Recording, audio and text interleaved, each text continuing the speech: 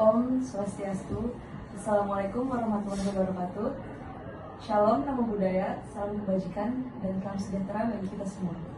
Perkenalkan, kami dari SGD R8, dan pada hari ini kami akan mempresentasikan hasil dari studi proyek kami yang berjudul Dance Avalon.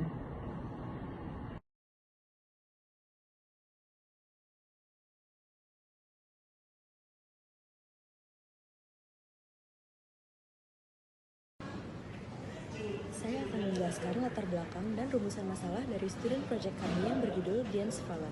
Pertama, latar belakang. Otak merupakan pusat komando dari sistem saraf manusia. Sistem saraf berperan mengkoordinasikan berbagai fungsi tubuh, mulai dari gerakan sadar, pengaturan emosi, persepsi sensorik, hingga kontrol fungsi tubuh otomatis seperti detak jantung, pernapasan, dan pencernaan. Otak memproses jutaan informasi sensorik yang diterima dari organ-organ tubuh dan lingkungan eksternal, kemudian menghasilkan respons motorik atau kognitif yang sesuai. Bagian-bagian otak memiliki peran yang berbeda-beda, namun secara keseluruhan, otak bertanggung jawab atas semua aktivitas vital yang diperlukan untuk kelangsungan hidup dan kesejahteraan individu. Diencephalon adalah salah satu struktur penting dalam otak yang terletak di bagian tengah otak, di antara otak besar atau cerebrum dan batang otak. Diencephalon terdiri dari beberapa komponen utama, yaitu talamus, hipotalamus, epitalamus, dan subtalamus. Sekarang, rumusan masalah dari student project kami adalah: pertama, bagaimana definisi diencephalon dan di mana letaknya dalam otak manusia. Yang kedua, bagaimana struktur talamus, hipotalamus, epitalamus, dan subtalamus. Yang ketiga, bagaimana talamus memproses informasi sensorik dan motorik. Yang keempat, bagaimana hipotalamus mengatur hormon dan menjaga homeostasis. Yang kelima, apa peran epitalamus dalam mengatur siklus tidur dan produksi melatonin. Yang keenam, bagaimana subtalamus mengontrol gerakan motorik. Yang ketujuh, bagaimana diencephalon membantu mengkoordinasikan sistem saraf pusat dengan sistem endokrin dan sistem tubuh lainnya. Yang kedelapan, apa saja penyakit atau kelainan yang berhubungan dengan disfungsi talamus, hipotalamus, epitalamus, dan subtalamus. Yang terakhir, bagaimana diagnosis dan penanganan medis terhadap gangguan pada diencephalon.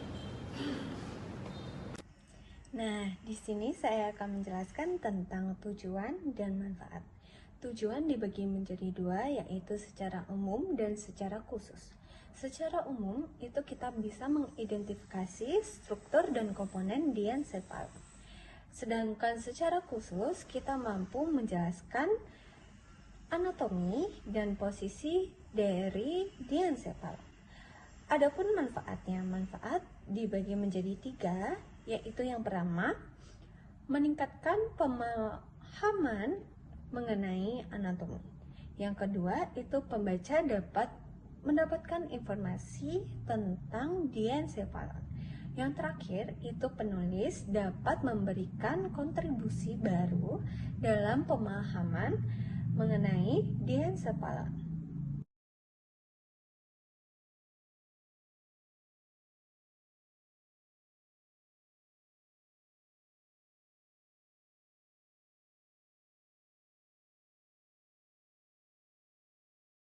Baik, selanjutnya saya akan menjelaskan tentang bagian dari talamus. Talamus merupakan bagian penting dari otak yang berperan sebagai pusat relay untuk hampir semua informasi sensorik.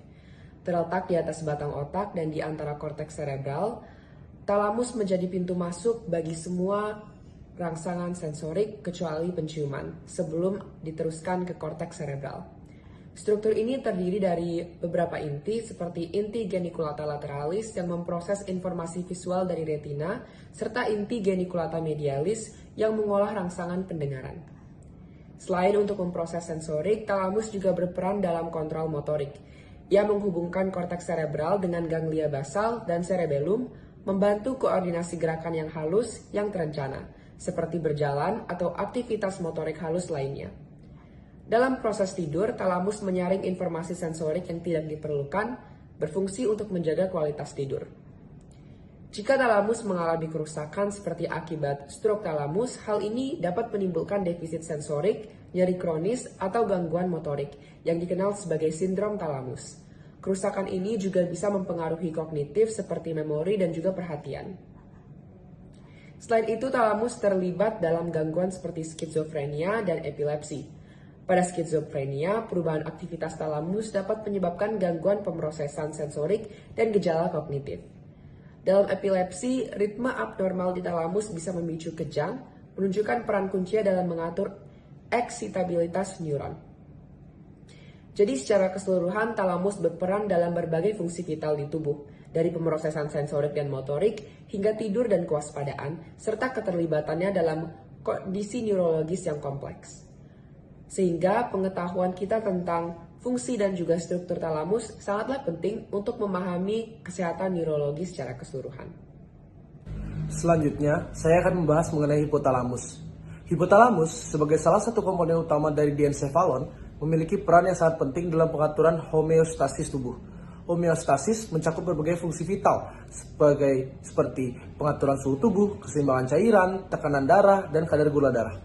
Hipotalamus berfungsi sebagai pusat pengendali yang mengintegrasikan informasi dari berbagai sistem tubuh dan merespon dengan cara yang sesuai untuk menjaga keseimbangan internal. Misalnya, ketika suhu tubuh meningkat, hipotalamus akan merangsang kelenjar keringat untuk memproduksi keringat yang membantu menurunkan suhu tubuh melalui evaporasi. Selain itu, hipotalamus juga berperan dalam mengatur fungsi sistem endokrin dengan memengaruhi kelenjar pituitari untuk melepaskan hormon-hormon penting seperti hormon pertumbuhan, kortisol, dan hormon reproduksi. Hormon-hormon ini memiliki dampak luas pada berbagai proses fisiologis, termasuk metabolisme, pertumbuhan, dan respon terhadap stres. Pengaturan emosi dan perilaku juga merupakan fungsi penting dari hipotalamus. Hipotalamus terlibat dalam respon terhadap stres, lapar, haus, dan ritme sirkadian. Ketika seseorang mengalami stres, hipotalamus akan merangsang sistem saraf otonom dan memicu pelepasan hormon stres seperti kortisol dari kelenjar adrenal. Selain itu, hipotalamus juga berperan dalam mengatur rasa lapar dan haus dalam mendeteksi kadar glukosa dan hormon tertentu dalam darah, serta merespon dengan mengatur asupan makanan dan cairan. Ritme sirkadian yang mengatur siklus tidur dan bangun juga dipengaruhi oleh hipotalamus, khususnya oleh nukleus suprachiasmaticus yang berfungsi sebagai jam biologis tubuh. Dengan demikian, hipotalamus tidak hanya berfungsi sebagai pusat pengaturan fisik, tapi juga sebagai pengatur emosi dan perilaku yang kompleks. Saya Reisuk Mujati dengan 3 digit PIN terakhir 175 dan saya akan mempresentasikan tentang epitalamus. Epitalamus adalah bagian dari diencephalon yang terdiri dari kelenjar pineal, stria medullaris, dan habenular trigon. Ia menghubungkan sistem limbik dengan area otak lain, berperan dalam emosi dan ritme sirkadian, serta sekresi melatonin. Kelenjar pineal mengatur pola tidur berdasarkan cahaya.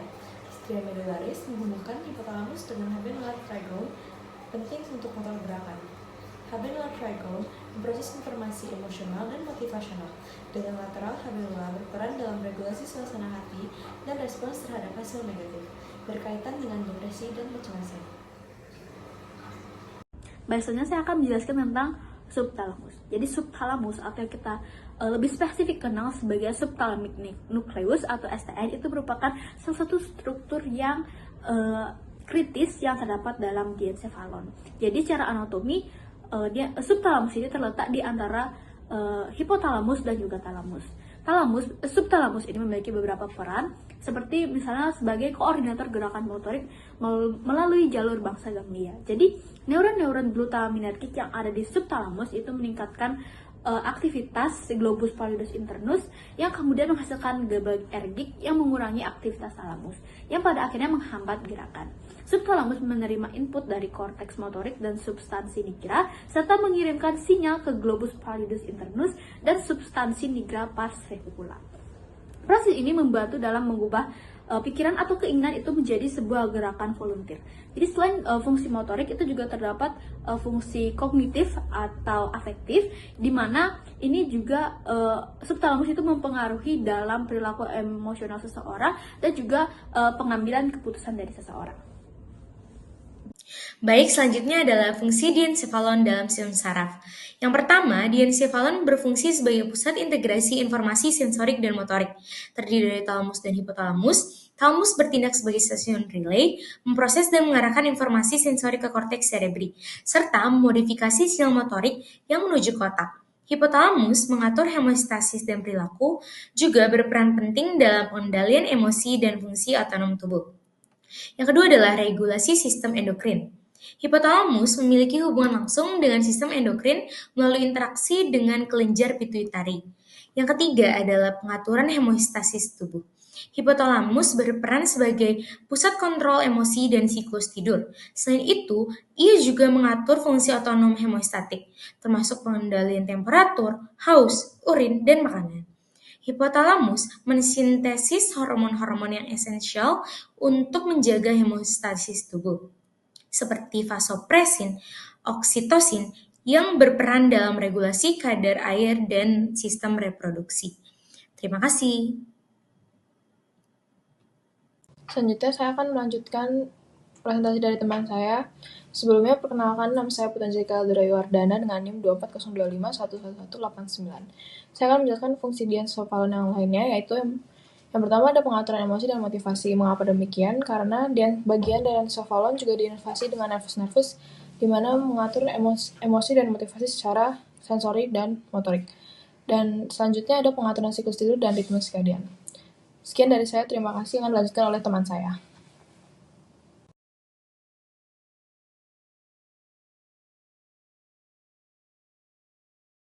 Baik, terima kasih atas kesempatannya. Jadi sekarang saya akan menjelaskan mengenai gangguan-gangguan pada talamus.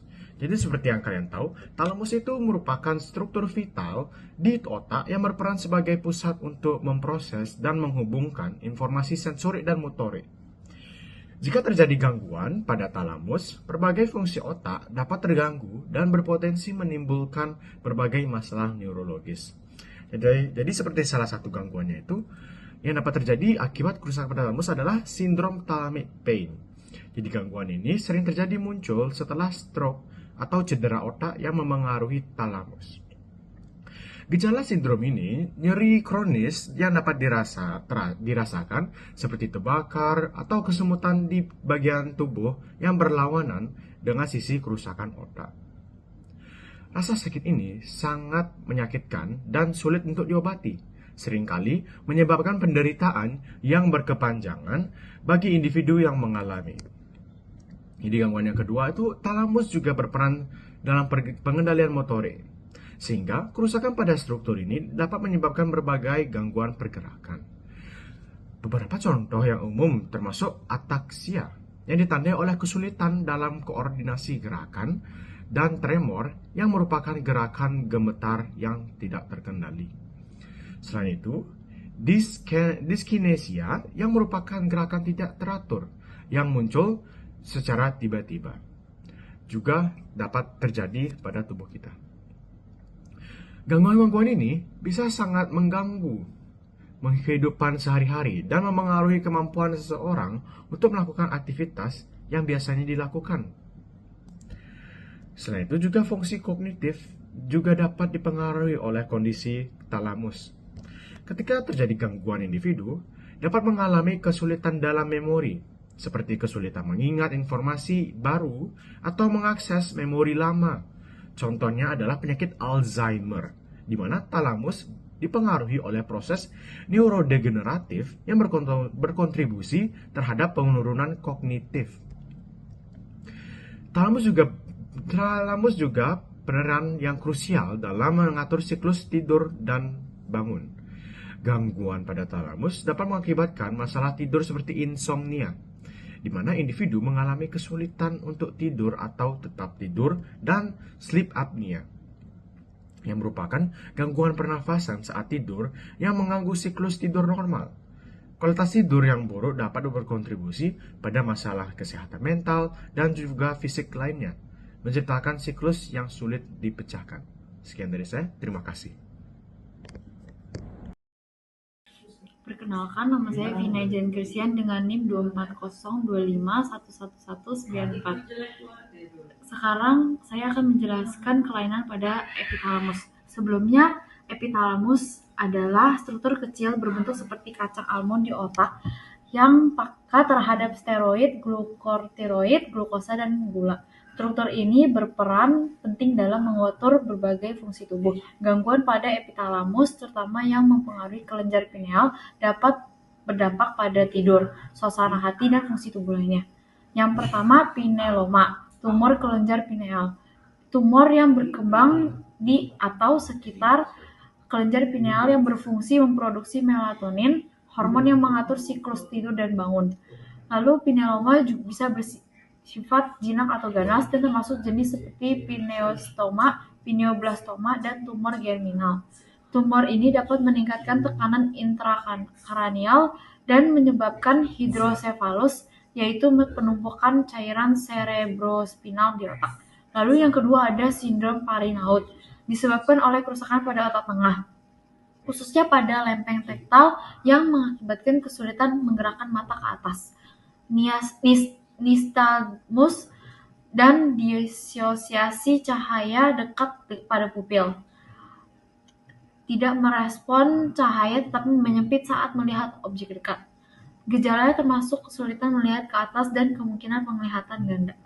Yang ketiga ada hidrosefalus, kondisi di mana cairan cerebrospinal menumpuk di dalam ventrikel otak, menyebabkan ventrikel membesar dan meningkatkan tekanan di otak.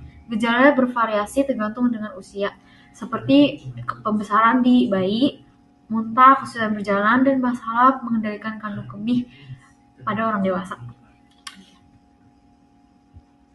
Lalu ada klasifikasi kelenjar pineal. Pengendapan kalsium di kelenjar pineal yang dapat mengganggu produksi melatonin dan memengaruhi tidur serta fungsi tubuh lainnya. Klasifikasi umum terjadi seiring bertambahnya usia dan memengaruhi kemampuan kelenjar pineal dalam mengatur ritme sirkadian. Lalu yang terakhir ada seasonal affective disorder atau SAD, biasa gangguan depresi yang terjadi secara musiman. Seringkali saat paparan sinar matahari berkurang, SAD terkait dengan perubahan kadar melatonin dan serotonin yang mengaruhi suasana hati dan pola tidur. Perkenalkan, nama saya Nikoma Intani Desari dengan nomor NIM 24025111199. Saya akan menjelaskan tentang penyakit pada subtalamus. Penyakit Parkinson atau Parkinson disease adalah salah satu gangguan yang paling signifikan yang terkait dengan disfungsi subthalamic nucleus. Dalam penyakit ini terjadi kehilangan neuron dopaminergic di substansi nigra yang mengakibatkan peningkatan aktivitas di STN. Aktivitas berlebih di STN berkontribusi terhadap gejala motorik seperti tremor, kekakuan, dan gerakan lambat. Gangguan peran STN dalam ganglia basalis menyebabkan pola tambakan neuron yang abnormal. Selain itu, hemibalismus merupakan gangguan motorik yang terkait dengan lesi di STN. Lesi pada area ini dapat mengontrol jalur motorik yang menghasilkan gerakan yang berlebihan, tidak teratur, dan kasar. Sering sekali terjadi di lengan atau kaki pada satu sisi tubuh. Hemibalismus dapat secara signifikan mengganggu aktivitas sehari-hari dan mengurangi kualitas hidup.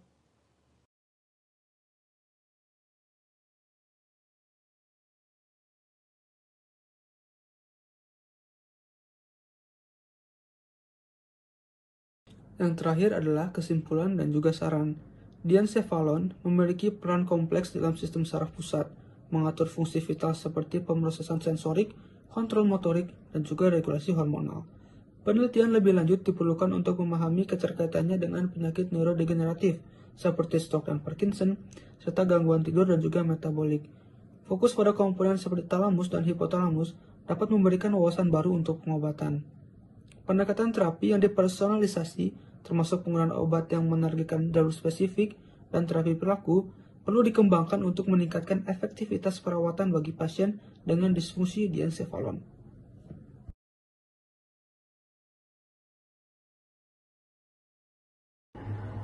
Sekian dari presentasi kami. Mohon maaf bila ada kesalahan atau kekurangan. Saya tutup dengan para Santi. Om Santi Santi Santi Om. Assalamualaikum warahmatullahi wabarakatuh. Salam nama budaya dan salam sejahtera bagi kita semua.